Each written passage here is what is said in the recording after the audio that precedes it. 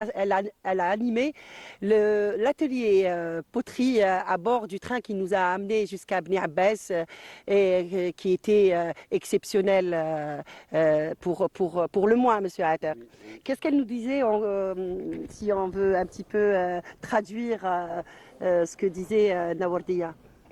Elle a D'abord, 80 ans, la Hiberg. Hiberg, permettez-moi aussi, par le fait de m'avoir invité, merci beaucoup, et de souhaiter aussi une bonne fête à tout le monde, à toutes les Amazirs dans le monde.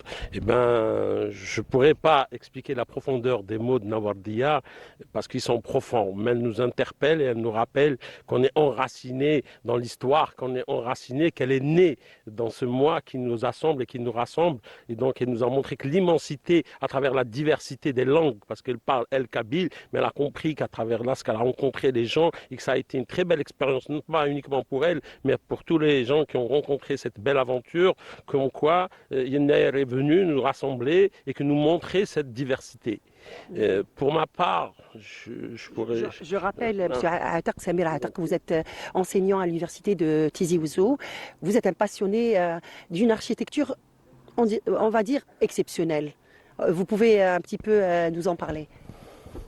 Et l'architecture, bien sûr, fait partie du patrimoine amazir berbère d'une manière générale, à travers tout le territoire national. L'architecture, dans toute sa complexité, montre cette diversité. C'est à travers elle que nous voulons réellement montrer cette diversité de cette Algérie. Si on regardons un peu tous ces territoires, tous ces paysages, en passant de Bni Abbas, puisqu'on est là, j'espère qu'on aura des photos qui montreront un peu cette spécificité d'une architecture de terre, mais c'est un des indices de différence qu'il y a, et cette différence qui symbolise notre richesse. D'ailleurs, je rappelle qu'hier, justement, dans